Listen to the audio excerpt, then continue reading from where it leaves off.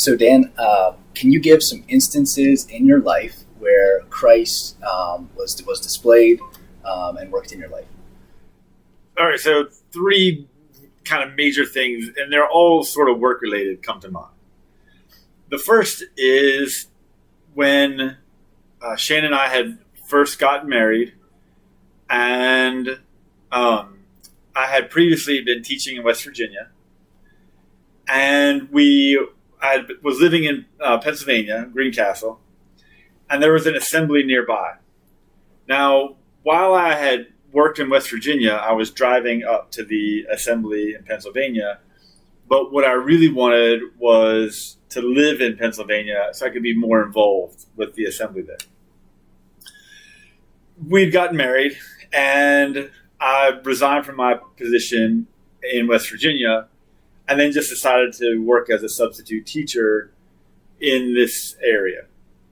So I substituted at several schools, and I even started working on an advanced degree like during that time. Meanwhile, Shannon was still teaching, and we were just kind of waiting to see what would happen. That November, I was substituting at Chambersburg, and the department chair came into the room and asked if I was interested in a full-time position at that school. So I interviewed for that, and they hired me because they had seen my work. They were interested in me already. But I took that as from the Lord, that I had honored the Lord in my desire to be part of the assembly, like closer to the assembly. And then the Lord in turn provided the job or in the area that I was hoping for. So I look at that like 1 Samuel says, those who honor me, I will honor. And I just took that as a real encouragement from the Lord that he's in charge of meeting our needs, providing for us, and in this case, providing a work opportunity. So I was very encouraged by that. Fast forward now, 18 years later, I'm teaching at Chambersburg, and I get an email from a former student teacher that I had. And she said there's a position open in Greencastle, which really appealed to me, mostly because I could have more ties with the community that we live in. So I interviewed, and I talked to the principal, and I talked to the some of the administration, and I was writing in a list, like pros and cons, like why I should stay where I'm at, why I should make this job transition. Frankly, it was even. And I kept praying. I was like, Lord, I just want it to be clear. Like, I want it to be so obvious that it's easy. But that wasn't what the Lord was doing at that time. Like, he made it exactly even. And so I'm kind of confused. Like, what should I do? Should I go? Should I stay? But it really seemed like the Lord was saying, I want you to go. But he wasn't giving me like this really major difference in pros, between the two places. So again, just after praying about it for a long time, and I even asked my wife, Shannon, I said, hey, which would you prefer? And she said, I'm not going to have any say in this. I just want this to be your decision. I think either way is fine. I just want you to see what the Lord has for us. So I finally decided to accept the job, make the move. So for my personality especially as a teacher, I'm not a big risk taker. So this to me was a rocky road. Well, I take the position, and I was just praying like, Lord, I just want to be a good testimony right out of the gate. Well, we had this teacher in service, and all the teachers from the entire district came together. And they have this tradition in our school district where they bring all the new hires to the front of the stage in front of everybody, and they make them do something crazy. Like last year, they all had to do a chicken dance together. Well, I didn't want to do anything like that, but I was just praying like, Lord, whatever it is, I just want an opportunity. And so the MC said, this year, what we want is for everyone to give us an example of what inspires you. So teachers gave examples. Some said, my kids inspire me, my mom inspires me, my grandmother, like some other hero that they have. So it finally got to me. I was about the middle of the line. And I'd just been praying the whole time that the Lord would give me words to speak. And so I said, I'm inspired by the Lord Jesus. He's the greatest teacher, and I want to be like him.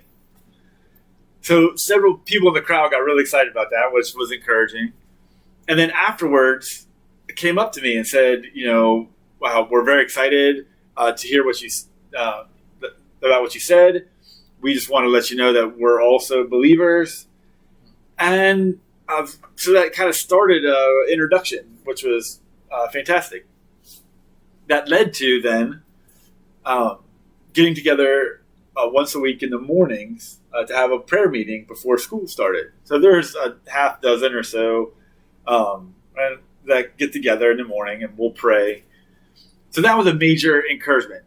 And I think that was a major affirmation to me that the Lord was saying, this is where I want you. And these are some individuals you can really pour your life into. So I was very excited about that. And it just got better. One of the things that my wife was really excited about, but she didn't share with me until much later, was that her daughter was starting public school.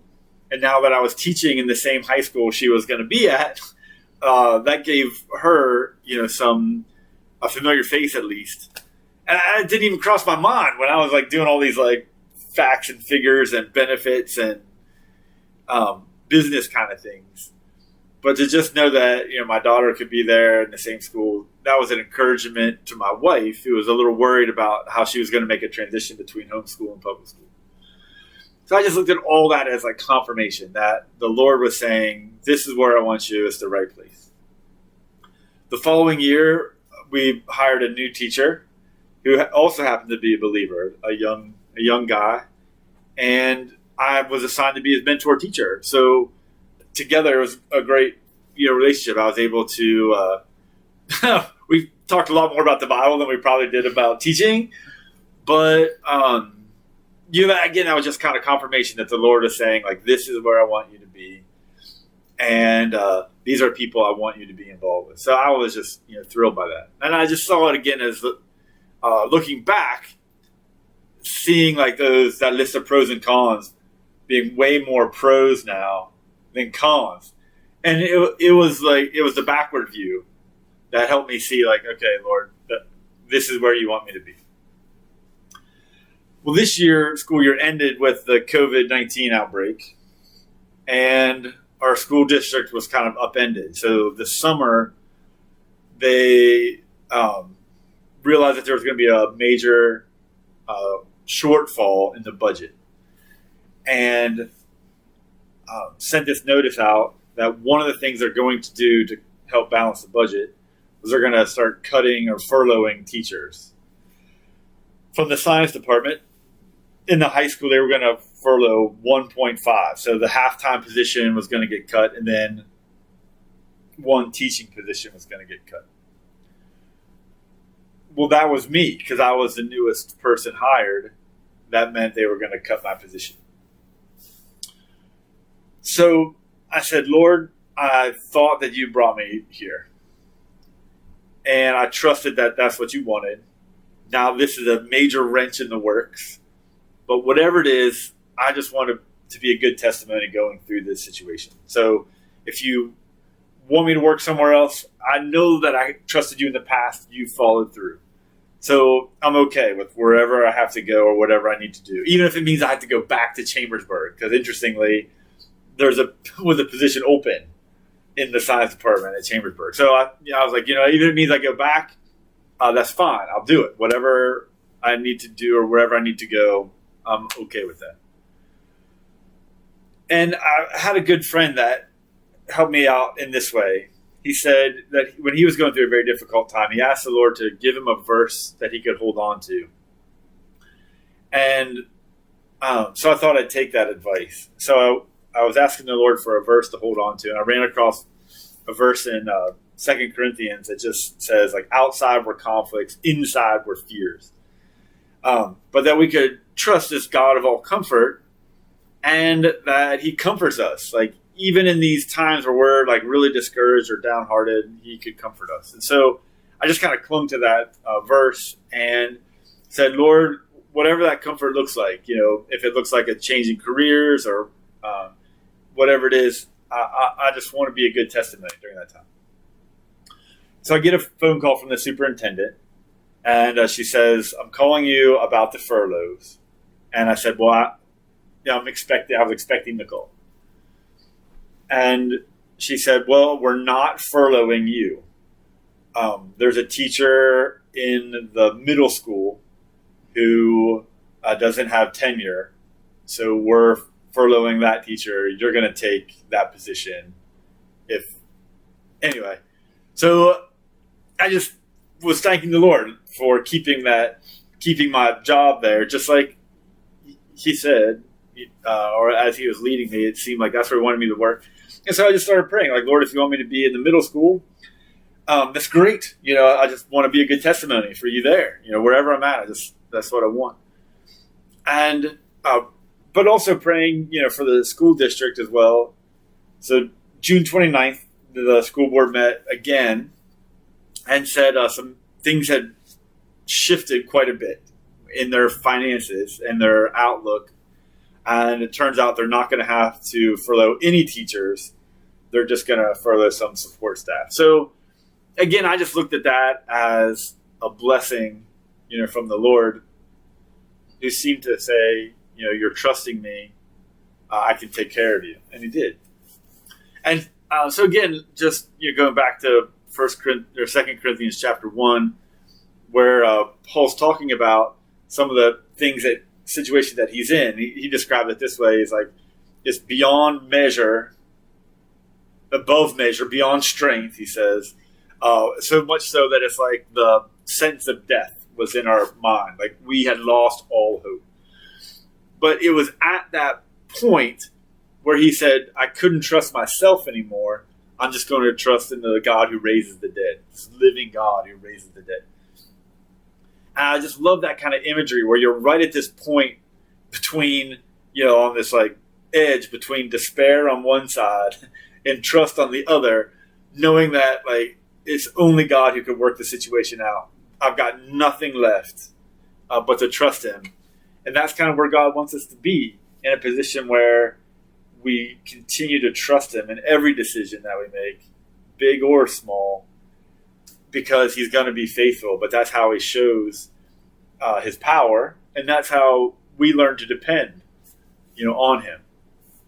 So there's some instances from my life where I was just thankful that the Lord was showing himself to be trustworthy for me. And my desire then to hopefully continue to be a good testimony, for him. Awesome. Well, thank you very much for sharing those times where the Lord's been consistently faithful. Those who honor me, I will honor, like that, and just demonstrating that the Lord demonstrates himself to be faithful. So thank you for sharing those testimonies that confirm that as being true in your life. So thank you for that, and thank you for watching.